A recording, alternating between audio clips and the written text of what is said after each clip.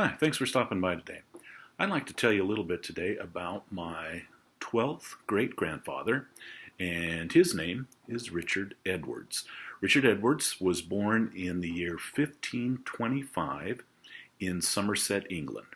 He was a well known and admired poet, a playwright, a composer, and a songwriter at the time of the reign of Henry VIII and Elizabeth I. So, King of England, Henry VIII. He was one of their closest friends, and as such, his name was found on the list of the Queen's Chamber and on the list of the Royal Chapel. In fact, it's said, I haven't been able to find it myself, but there's a painting of him standing with Elizabeth I on the steps of St. Mary's Church. I guess that's a pretty big deal. He was the master of the children's choir under Henry VIII and Elizabeth I. Some of his most famous works are Philemon and Arcite, a play with music that he wrote in 1566, and many songs, among them When Gripping Griefs and others which he composed for both voice and flute. Or lute, excuse me, not flute, the lute. He also composed liturgical music, and much of his music is still available today, both in sheet music and, so I've been told, on some CDs, even though I didn't do a check of Amazon. Apparently it's still out there and available. While some of his works have been lost, others do survive and can be found online or in many books today that are still published about him, and especially about this time. His other plays that he was famous for is one called Misogamus and Palamon and Arcite.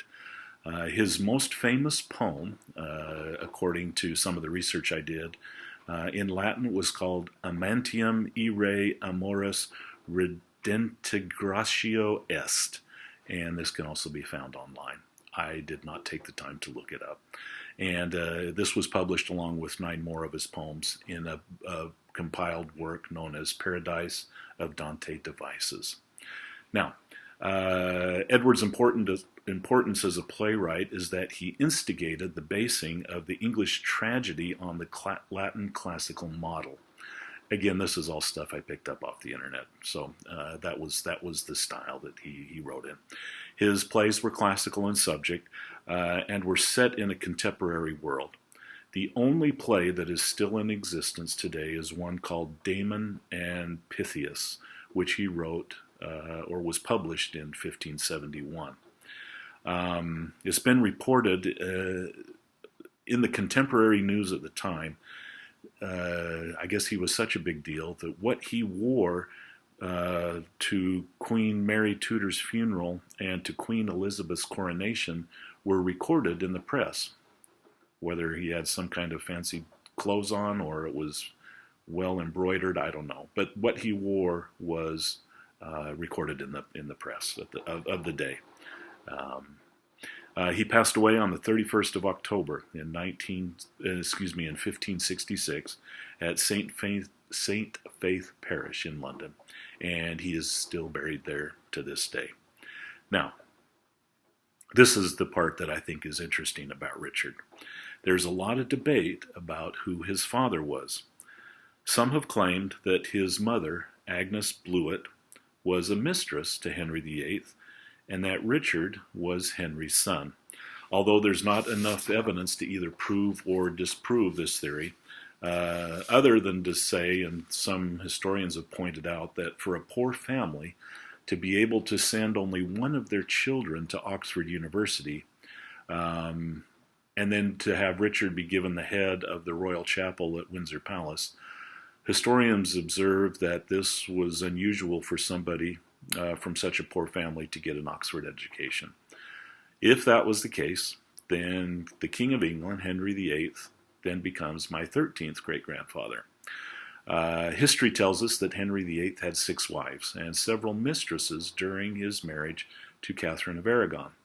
One of those mistresses is believed to have been Agnes Blewett, and King Henry VIII is said to have fathered a son with her, whom was born after Agnes's marriage to William Edwards. So now we have my computer acting up on me here. There we go. I think we're back. So she and William, Agnes and William named their son Richard Edwards. And Agnes and William lived adjacent to the King's Hunting Lodge in Somerset, England. The Edwards had other children with birth and baptism records stating that William and Agnes were the parents, but there are no such records which are available for Richard. That's another point of contention that many historians believe indicates that Richard is actually was fathered by Henry VIII. So, is that conclusive proof? It's not, but just an interesting fact.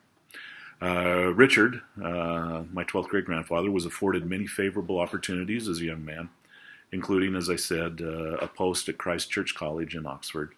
And finally, he was included into the inner circle of the royal family, both during his lifetime and after the death of Henry VIII.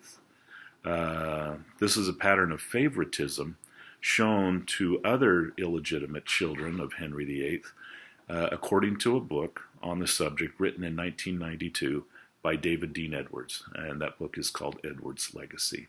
So, is it conclusive proof? No. And I don't know that the records are good enough now to prove one way or another. That probably would have been solved by now had there been conclusive evidence. But interesting nonetheless. So while I can't argue that Henry VIII is my 13th great-grandfather, I can show that I am a direct descendant of Richard Edwards, my 12th great-grandfather, who in his own right was a rather renowned poet and playwright and composer. So I'll take pride in that, and we'll just have to wait and see when new evidence comes forth. Either way, we don't get to choose our ancestors, but it is interesting reading about them. Thanks for stopping by. We'll talk to you next time.